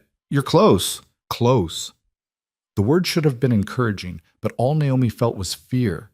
This was the dangerous part, the part that had killed Sarah, the part where everything could go wrong in 100 different ways.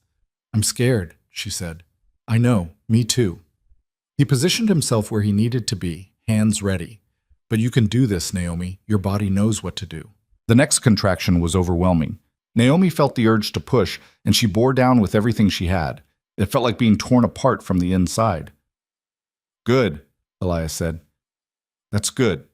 Again, on the next one." Again and again and again, time lost meaning. There was only pain and effort and the desperate need to get this baby out. Naomi pushed until she thought she'd break, until she couldn't imagine finding the strength for one more contraction. "I can't," she gasped. "I can't do this anymore." "You are doing it. The head's almost out. One more big push." She didn't know where she found the strength. Maybe from all those months of ranch work, all those days of refusing to quit when her body screamed at her to stop. Maybe from something deeper, some reserve she hadn't known existed. She pushed, and the baby came into the world in a rush of blood and fluid, wailing immediately. "It's a girl," Elias said, his voice cracking. "We have a daughter." He placed the baby on Naomi's chest, and she looked down at the tiny red-faced creature who was screaming her displeasure at this new cold world. She was perfect. Fingers and toes, a shock of dark hair, eyes squeezed shut against the lamplight. "Hello," Naomi whispered, touching her daughter's cheek. "Hello, little one. I'm your mother." The baby's cries quieted at the sound of her voice. Those tiny eyes opened, unfocused but searching. Elias was crying openly now, dealing with the afterbirth and cord with shaking hands but managing it. When everything was done, when mother and baby were as cleaned up as they could be, he sat on the edge of the bed and just stared. "She's really here," he said. "She's really alive. We're both alive." Naomi felt exhausted beyond anything she'd ever experienced, but also strangely energized. "We did it. You did it. I just caught." They named her Clara, not after Mrs. Brennan, but after Naomi's mother, dead these 10 years. Clara Grace Vance, born August 23, 1884, 7 pounds and healthy. The first few days were brutal. Naomi's body ached everywhere, and the baby needed constant attention. Nursing hurt, sleep was impossible, and there were moments when Naomi wondered if she'd made a terrible mistake. The baby cried for reasons Naomi couldn't fathom, changed her, fed her, held her, and still she cried. "What am I doing wrong?" Naomi asked Elias on the third day, tears streaming down her face while Clara wailed in her arms. "Nothing. Babies cry. It's what they do." He took the baby, walked her around the room, bouncing gently. "We just have to figure out what she needs." What Clara needed, apparently, was motion. If someone was walking her or rocking her, she settled. The moment they stopped, she screamed. Naomi and Elias took turns, pacing the floor at all hours, learning this tiny person's preferences. "She's stubborn," Elias said one night, around 3 in the morning. "Wonder where she gets that. Definitely from you." Definitely from both of us. But slowly, painfully, they figured it out. Learned Clara's different cries, her rhythms, what soothed her and what set her off. Naomi's body healed.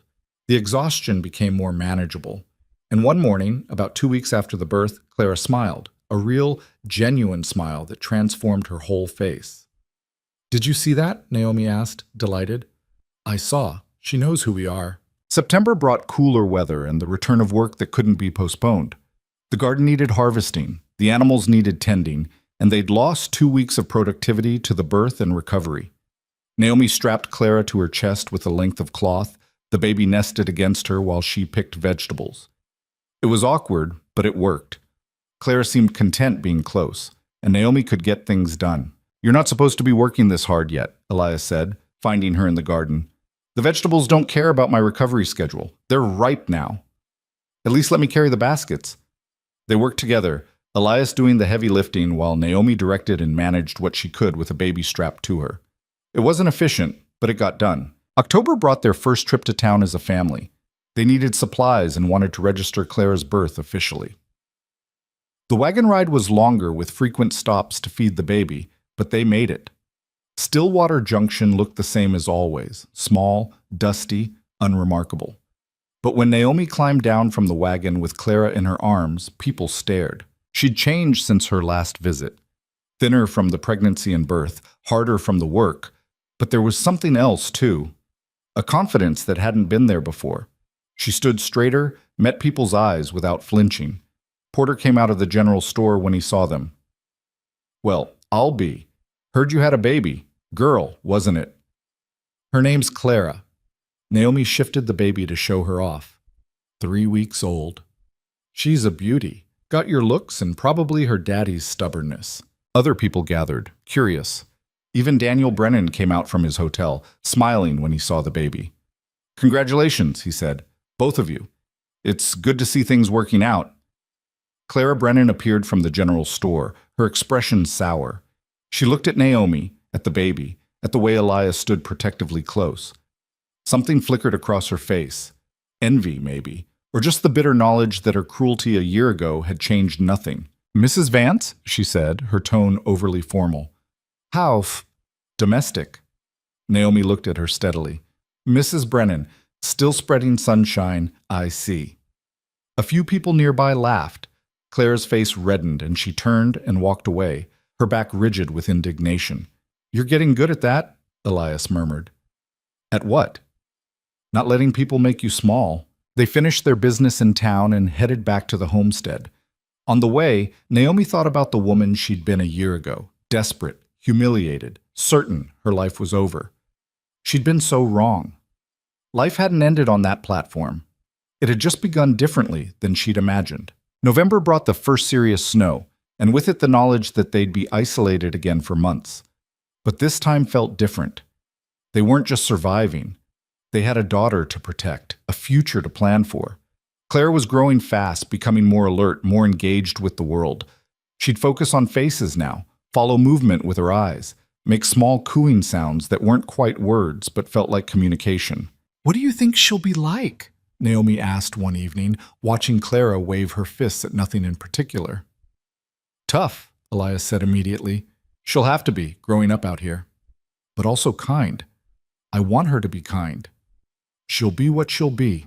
We'll just give her the tools to survive and the freedom to choose." Winter settled in hard and cold, but the house felt warmer with 3 people in it. Clara's presence changed everything, the way they structured their days, the things they worried about, the reasons they kept going when the work felt impossible. One night in December, during a particularly fierce storm, the chimney started smoking badly, filling the house with choking fumes. They couldn't fix it in the dark and the wind, so they bundled up Clara and themselves and spent the night in the barn with the animals. It was miserable, cold and uncomfortable, with the baby fussing and the cattle restless. But they made it through. In the morning, Elias climbed onto the roof and cleared the blockage, and they could return to the house. "This is our life," Naomi said, watching him work while she held Clara. "Crisis after crisis, problem after problem, and we just keep fixing things." But there was satisfaction in that, in knowing they could handle whatever came, in building something that didn't break the first time it was tested. January brought Clara's first real laugh, a delighted giggle when Elias made a funny face at her. The sound was so unexpected, so purely joyful, that both parents stopped what they were doing and just stared. "Do it again," Naomi said. He made the face again, and Clara laughed again, that beautiful baby laugh that sounded like every good thing in the world. "We made that," Elias said, wonder in his voice.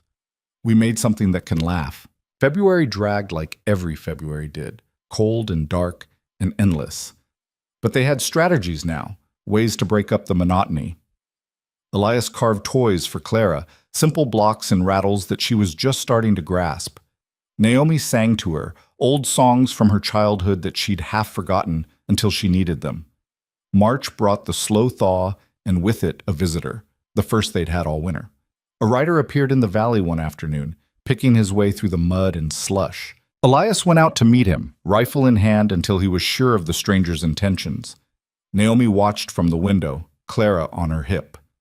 The man was older, weathered, with a pack mule trailing behind his horse, some kind of peddler or traveling merchant.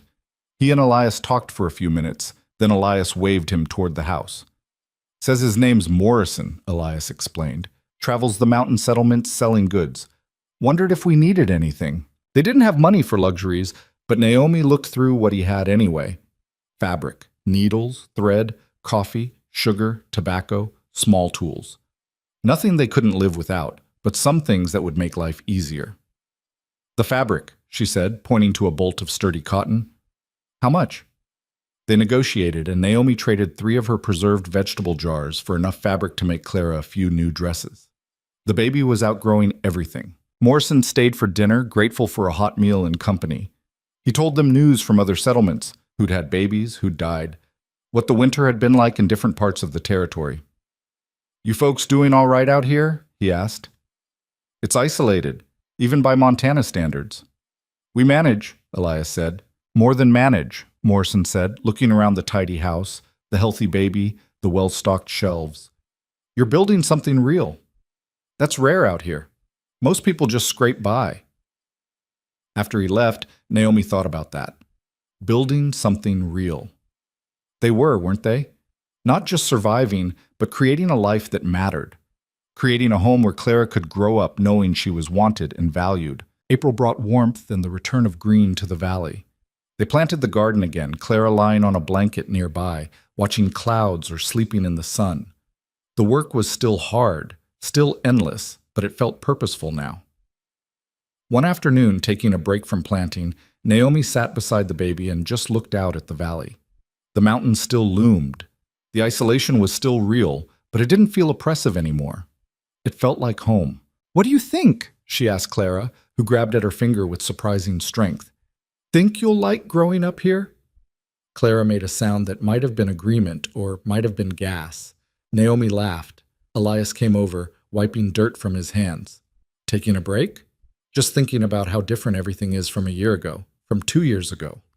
He sat beside her, looking out at the same view. Better or worse? Different. Harder in some ways, better in others. She glanced at him. I never thought I'd end up here. Never imagined this life.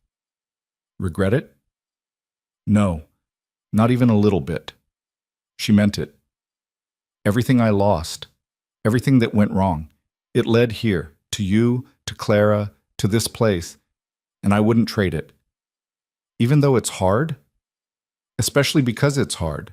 Easy things don't mean anything. This means something. May brought news from town. Thomas Brennan had lost his ranch. Poor management and bad decisions had finally caught up with him. He'd sold out and moved east, taking his wife with him.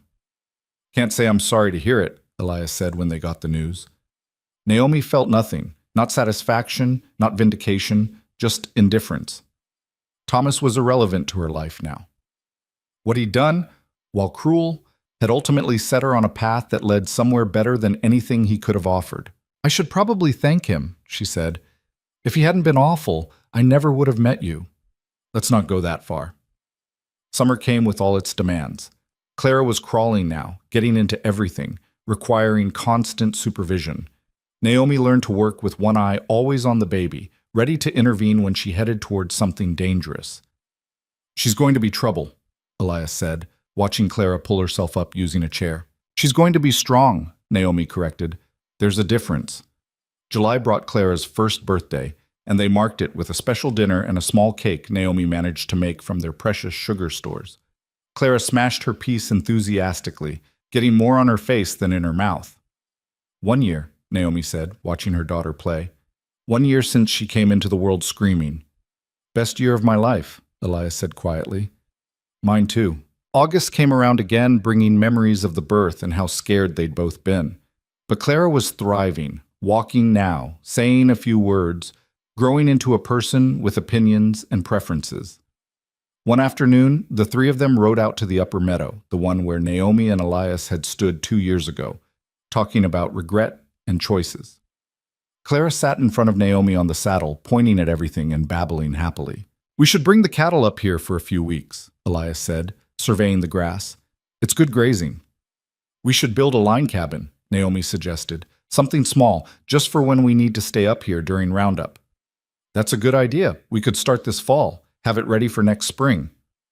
They were planning ahead now, thinking in terms of years instead of just making it through the next season.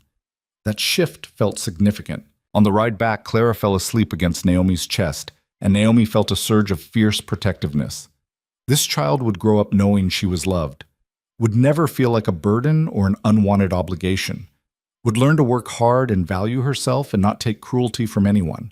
September brought the fall roundup, and they hired help again. 2 young cowboys who worked hard and didn't ask too many questions about the strange setup of a woman working alongside her husband while minding a toddler. The work went smoothly. The cattle were healthy, the grass had been good, and they'd have enough to sell some in the spring for a decent profit. "We might actually get ahead this year," Elias said, doing calculations at the table one evening while Clara played with her blocks nearby. "Don't say that, you'll jinx it. I'm being practical." "You're being optimistic. That's different for you." He looked up, almost smiling. "I learned it from someone."